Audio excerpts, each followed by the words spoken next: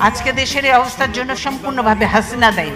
দেশকে ধ্বংস করে একদিন দেশ ছেড়ে পালিয়ে যাবেন শেখ হাসিনা, এমন ভবিষ্যৎবাণী করেছিলেন বেগম খালেদা জিয়া। এক অনুষ্ঠানে দেয়া বক্তব্যে বাংলাদেশের অবস্থা নিয়ে আক্ষেপ করেছিলেন বিএনপি চেয়ারপারসন। 1 মিনিট 39 সেকেন্ডের সেই বক্তব্যে খালেদা জিয়া শেখ মুজিব এবং শেখ হাসিনাকে নিয়েও কথা বলেছিলেন।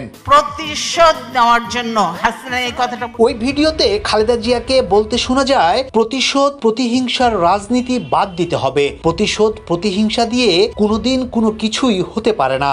এ সময় তিনি জাতির উন্নয়নে জাতীয় ঐক্য করার কথা তুলে ধরেন। ভাষণে খালেদা জিয়া বলেন, এখানেই আওয়ামী লীগ এবং বিএনপির মধ্যে পার্থক্য।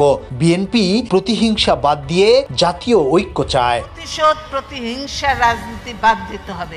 অভিযোগ করে খালেদা জিয়াকে বলতে শোনা যায়, দেশের এই অবস্থার জন্য সম্পূর্ণ হাসিনা দায়ী। তিনি শেখ হাসিনার মানসিকতার বিষয়টিও তুলে ধরেন ওই বক্তব্যে। বলেন, বিবিসিকে হাসিনা বলেছিলেন তিনি বাংলাদেশে ফিরবেন রাজনীতি করার জন্য নয়, প্রতিশোধ নেয়ার জন্য।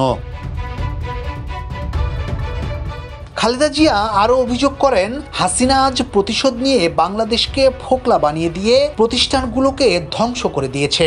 তার বাপ তলাবিহীন ঝুড়ি বানিয়েছিল, সে কি করবে আল্লাহই জানেন। সবশেষ খালেদা জিয়া বলেন, বাংলাদেশকে ধ্বংস করে দিয়ে হাসিনা হয়তো দেশ থেকে পালিয়ে যাবেন।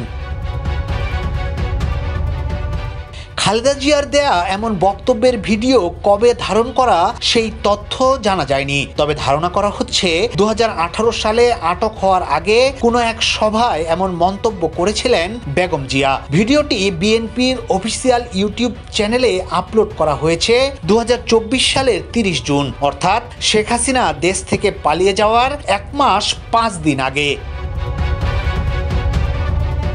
ইয়াসিন আলী, সোনালী নিউজ, ঢাকা।